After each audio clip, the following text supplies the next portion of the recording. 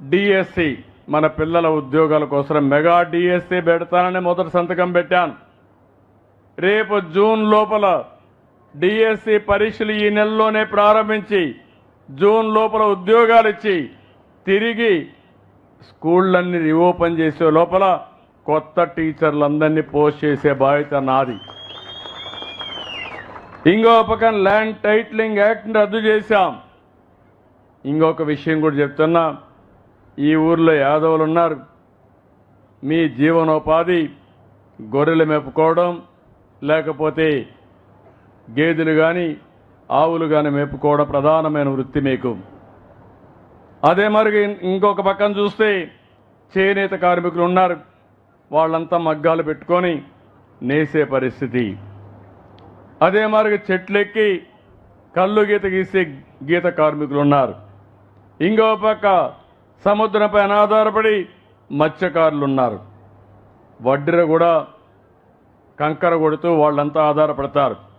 నాయీ బ్రాహ్మణులంతా కూడా ఎక్కడికక్కడ మంచి శుభ కార్యక్రమాలు జరిగితే వస్తూ ఉంటాం, దేవాలయాల్లో ఉంటారు.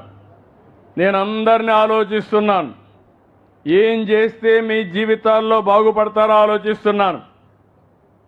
ఈరోజు గొర్రెలున్నాయి, మీరు గొర్రెలు పట్టిస్తాం.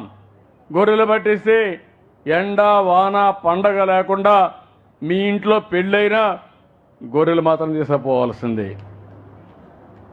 నేను తెలంగాణలో హైదరాబాద్లో ముఖ్యమంత్రి ఉన్నప్పుడు చూసేవాడిని. ఓసారి మీరు ఆ గొర్రెలు తీసుకొని మొత్తం దేశం అంతా తిప్పేవాళ్ళు, రాష్ట్రం అంతా తిప్పేవాళ్ళు. రాత్రుల్లో మంద కూడా పెట్టేవాళ్ళు. ఆ మంద పెడితే కొంత డబ్బులు వచ్చేటివి.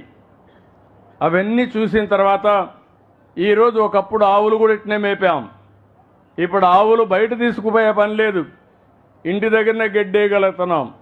దానా ఇంటి దగ్గరనే వేస్తాం. ఒక 2 ఆవులుంటే ఒక 15,000 వస్తాయి. గొర్రెలు కూడా బయట తీసుకుపోయే పని లేకుండా ఇంట్లోనే ఊర్లోనే మేపుకునే పరిస్థితి వస్తుంది. గడ్డి కూడా పెంచుకునే పరిస్థితి వస్తుంది. దానా కూడా ఇచ్చే పరిస్థితి వస్తుంది. నేను ఈ ఊర్లో చూశాను. ఇంకొక అమ్మాయి అయితే కొడుకుంటే ఆ అబ్బాయి కూడా 10వ తరగతి చదివి మానేశాడు. అతన్ని కూడా నేను చూశాను. ఈ ఊర్లో యువత ఉన్నారు. ఇమ్మీడియట్గా చదువుకున్న వాళ్ళు, చదువు మానేసిన వాళ్ళకి ఉపాధి కల్పించడానికి ఇంటి దగ్గరనే గొర్రెలు పెంచుకునే వ్యాపారం మీ అందరికీ నేర్పిస్తాను. దీన్ని లాభసాటిగా ఏం చేయాలో కూడా చేస్తాం. దీనివల్ల మీ ఆదాయం పెరుగుతుంది. దానికి కావాల్సిన షెడ్లు కడతాం. దానికి కావాల్సిన ఏ విధంగా చేస్తే బాగుంటుంది అవన్నీ నేర్పిస్తా. ఈ ఊరిలో ఎందుకంటే మీరు నన్ను 40 సంవత్సరాలుగా ఆదరించారు తెలుగుదేశం పార్టీని. మీ రుణం తీర్చుకునే సమయం వచ్చింది. కలెక్టర్కి స్పష్టమైన ఆదేశాలు ఇస్తున్నా. ఈరోజు నేను ఇక్కడికి వచ్చాను. ఈ గ్రామం దశ దిశ మార్చే బాధ్యత కలెక్టర్ పైన ఉంది, ఎమ్మెల్యే పైన ఉంది. ఏదో ఒక రోజు రావడం పోవడం కాదు, ఇవన్నీ చేస్తామని చెప్పి కూడా నేను మీకు తెలియజేస్తున్నా. చాలామందికి అనుమానం కూడా ఉంది ఇవన్నీ అయిపోతాయని. ఒకే రోజు చేయలేను.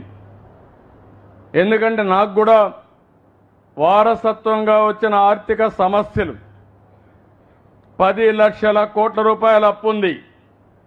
మీకు కూడా 1 లక్ష రూపాయలు 2 లక్షల రూపాయలు అప్పు ఉంటే అప్పుకు వడ్డీ కట్టాలనా లేదా, తిరిగి అప్పు చెల్లించాలనా లేదా, మళ్ళీ సంపాదిస్తే దానికంటే ఎక్కువ మనకు మిగులుతుంది, లేకపోతే గిట్టుబాటు కాదు. నేను కూడా ఆ అవస్థలోనే ఉన్నాను. కానీ ఒకటే చెప్తున్నా, నాకు సంకల్పం ఉంది, కష్టపడే మనస్తత్వం ఉంది, రేపేం చేయాలనో ఈరోజు చేసే ఆలోచన ఉంది. అందుకే మీ అందరికీ హామీ ఇచ్చాను. సమిక్షేమం చేస్తాను, అభివృద్ధి సుజావుగా ముందుకు తీసుకెళ్తాను. మళ్ళీ సంపద సృష్టించి ఆదాయం పెంచిన ఆదాయం నిరంతరం ఈ పేదవాళ్ళకే ఖర్చు పెడతానని చాలా స్పష్టంగా చెప్పాను. దీనికి కూడా అనేకమైన మార్గాలు ఆలోచిస్తున్నా. నేను అందుకనే ఇప్పుడు మీరు చూస్తే మొన్న ఉగాది, మళ్ళీ నేను రేపు ఒక మాట చెప్పాను. తల్లికి వందనం మేలో ఇచ్చి జూన్లో మీ పిల్లలు స్కూలు పోయే లోపల తల్లికి వందనం ఎంతమంది పిల్లలుంటే అంతమంది పిల్లలకు ఆ డబ్బులు ఇస్తానని చెప్పాను. దాన్ని నేను కట్టుబడున్నా అప్పో సప్పో లేకుంటే ఏం చేయాలో చేసి మళ్ళీ మిమ్మల్ని ఆదుకునే బాధ్యత నాదని మా ఆడబిడ్డలందరికీ హామీ ఇస్తున్నా.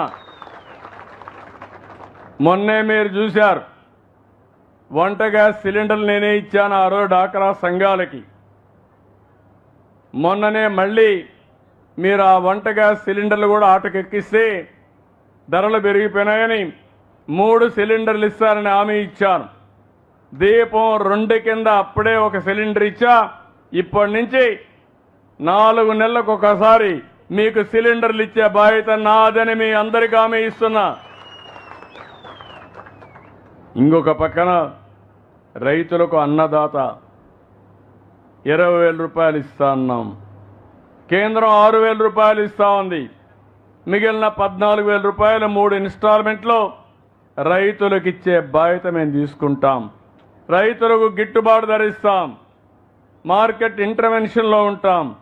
ఏ రైతు ఇబ్బంది పడకుండా ఏవైతే ఈరోజు సంస్కరణలు వస్తున్నాయో టెక్నాలజీ పెరిగిందో అవన్నీ ఉపయోగించి మిమ్మల్ని ఆదుకుంటామని చెప్పి కూడా నేను మీకు తెలియజేస్తున్నా.